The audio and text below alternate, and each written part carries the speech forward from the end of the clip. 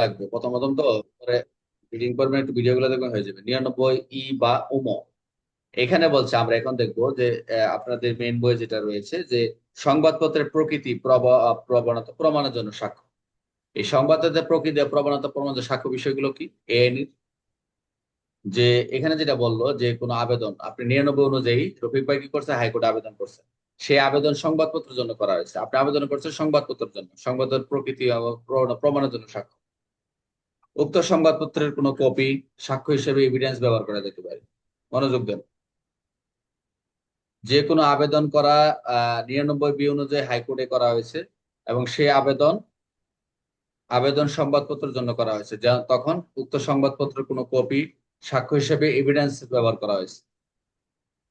এই যে সাক্ষ্য হিসেবে, এই যে পত্রিকাটা যে কাটে ই হয়েছে, এটাকে সাক্ষ্য হিসেবে ব্যবহার করা হয়েছে না? মানে করা যেতে পারে না সাক্ষ্য হিসেবে?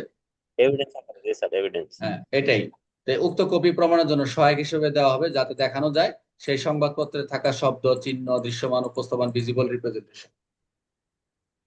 আসলে বাজেয়াপ্ত আদেশের সময় বলা হবে 99 অনুযায়ী প্রকৃতি প্রমাণ অনুযায়ী অপরাধমূলক কিনা। আসলে সেটা অপরাধমূলক, সেটা তো প্রমাণ করেই দিছে। এখন এগুলা দেখাবে যে সংবাদ প্রকৃতি প্রমাণের জন্য সাক্ষ্যটা কি কি ব্যবহার করবে, এই কথার মূল কথা আলোচনা এটা। অর্থাৎ সংবাদপত্রের প্রকৃতি উদ্দেশ্য বোঝাতে এই কপি প্রমাণ হিসেবে ব্যবহার করা কি যাবে।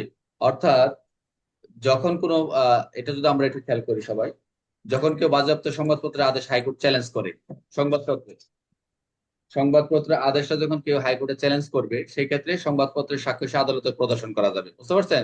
তখন বিচারকরা বুঝতে পারবে সংবাদপত্রই অপরাধমূলক কিনা। ক্লিয়ার?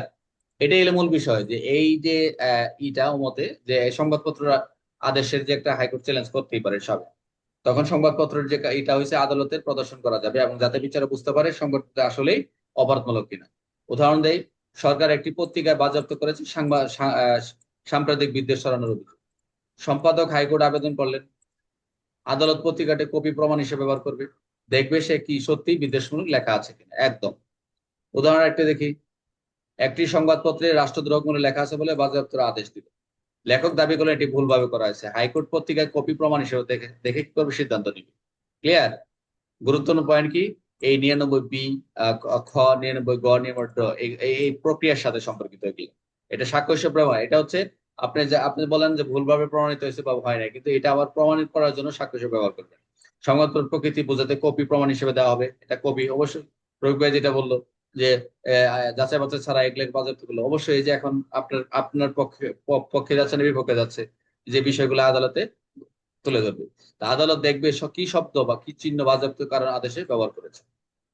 তাহলে 99 ই বা উম কোন বিষয়ে সংবাদপত্রের কপি সাক্ষ্য হিসেবে ব্যবহার করবে।